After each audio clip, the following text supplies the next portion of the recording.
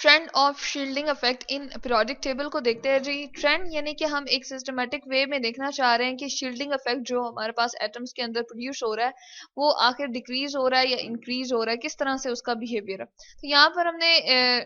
एक जो है लंबाई के रुख में, या हम कहते हैं कि ऊपर से नीचे की तरफ जो आपके पास कॉलम्स होते हैं उनको जी हम कहते हैं ग्रुप्स। तो हमने यहाँ पर 8 ग्रुप्स रख दिए हैं। और यहाँ पर ये फर्स्ट वन हमारे पास पीरियड है जो लेफ्ट से राइट की तरफ हमारे पास रोज होती हैं, वर्ड इसको कहते हैं जी हॉरिजॉन्टल रोज। इसको हम क्या कहते हैं जी पीरियड। तो 1, 2 और 3 पीरियड हमने यहाँ पर रखे हैं और इसकी हवाले से हम देखते हैं कि शील्डिंग इफेक्ट का क्या ट्रेंड है जी। अब यहाँ पर हम देख रहे हैं कि चले हम पहले ग्रुप्स में देखते हैं जी। शील्डिंग इफेक्ट को एक और नाम भी चले हम पहले लिख देते हैं, क्या कहते हैं जी स्क्रीनिंग इफेक्ट, के एक स्क्रीन सी बन जाती है, ठीक है, कि आउटर इलेक्ट्रॉन जो आखिरी वाले शेल में मौजूद होता है और न्यूक्लियस के दरमियान एक स्क्रीन सी बन जाती है जो उसको इतना पावरफुली सेंटर में जो न्यूक्लियस होता है वो उसकी तरफ खींचने नहीं देती। ये लेट सपोज हमारे पास न्यूक्लियस है और मैं कहती हूँ कि जी ये हमारे पास वो लास्ट वाला इलेक्ट्रॉन है, तो इन दोनों के दरमियान जी एक स्क्रीन सी बन जाती है। वो कौन बनाते हैं जी, उसके दरमियान में जो इलेक्ट्रॉन मौजूद होते हैं, यानी कि इस आखिरी वाले इलेक्ट्रॉन के दरमियान में, सॉरी आखिरी वाले इलेक्ट्रॉन और न्यूक्लियस के दरमियान में इलेक्ट्रॉन जो मौजूद होते हैं शेल्स के अंदर, वो इसको अट्रैक्ट होने से क्या करते हैं जी अवॉइड करते हैं, यानी कि उसको मना कर देते हैं कि वो इतनी अट्रैक्शन की पावर जो है वो क्रिएट नहीं कर पाता। ठीक है, तो हम देखते हैं कि इसका ट्रेंड क्या है। जब हम टॉप टू बॉटम आते हैं नीचे की तरफ, तो क्या हो रहा है जी, यहाँ पर एक शेल है हमारे पास और एक ही इलेक्ट्रॉन है, जबकि लिथियम में हम देख रहे हैं कि 3 इलेक्ट्रॉन मौजूद हैं और इसमें क्या हो रहा है, फर्स्ट वन में 2 आ रहे हैं और अगले में 1 इलेक्ट्रॉन है। सोडियम की जब हम बात करते हैं तो पहले में 2 इलेक्ट्रॉन है, अगले में 8 है, और ये जो पिंक कलर का आपको नजर आ रहा है जी 1 इलेक्ट्रॉन, ये आखिरी वाले शेल में मूव कर रहा है। तो ये जो पिंक वाला आपको इलेक्ट्रॉन तीनों में नजर आ रहा है जी, ये हमारे पास क्या है, ये इसका अफेक्टिव न्यूक्लियर चार्ज हम कहते हैं, या इसका जो पुल होता है न्यूक्लियस की तरफ वो इतना स्ट्रांग नहीं होता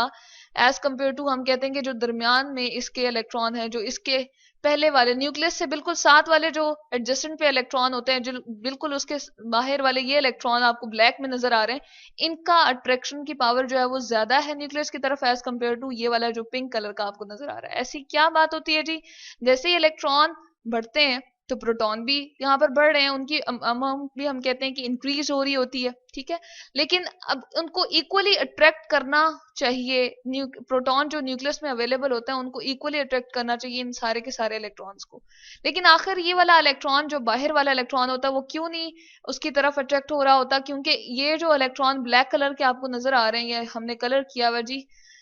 ये क्या करते हैं, इसको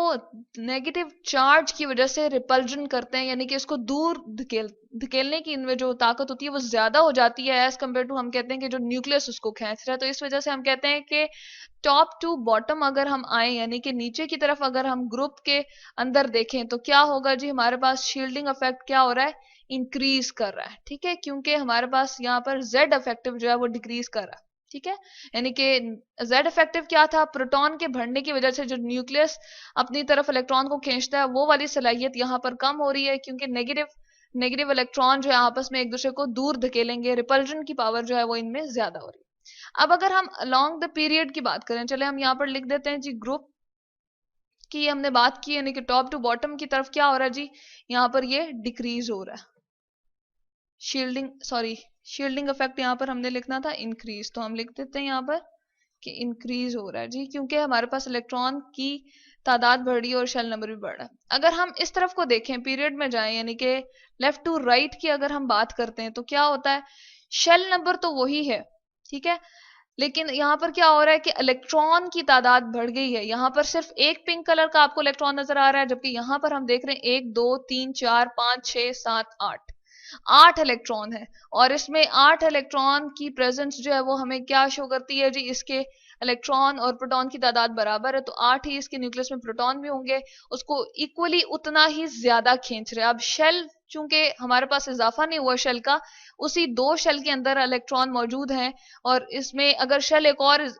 इंक्रीज कर जाता तो फिर उसका डिस्टेंस न्यूक्लियस से दूर हो जाता, जिसकी वजह से शील्डिंग इफेक्ट जो है वो ज्यादा होने का चांस था। लेकिन यहाँ पर शेल सिर्फ 2 ही है, इसलिए न्यूक्लियस उसको पावरफुली खींचेगा और इसका साइज क्या होगा जी, छोटा हो जाएगा। और इस वजह से हम कहते हैं कि हमारे पास लेफ्ट टू राइट की तरफ जो शील्डिंग इफेक्ट है वो क्या होता है जी, डिक्रीज करता है, क्योंकि न्यूक्लियस का जो जेड इफेक्टिव है वो यहाँ पर ज्यादा प्रोमिनेंट हो जाता है, ज्यादा हम कहते हैं कि वो उसकी क्वांटिटी ज्यादा हो जाती है as compare to electron electron के रिपल्जन की। तो ये है जी हमारे पास trend of shielding effect in periodic table. इसको स्क्रीनिंग इफेक्ट भी हम यहाँ पर कहते हैं, चले हम लिख देते हैं। स्क्रीनिंग इफेक्ट के दरमियान में एक स्क्रीन से बन जाती है, इलेक्ट्रॉन जो आखिरी वाला होता है वो न्यूक्लियस की तरफ इतना स्ट्रांगली पुल नहीं होता, तो इसको हम क्या कहते हैं जी, स्क्रीनिंग इफेक्ट भी कहते हैं। लेफ्ट टू राइट ये क्या होता है, डिक्रीज करता है, और टॉप टू बॉटम जी इंक्रीज करता है।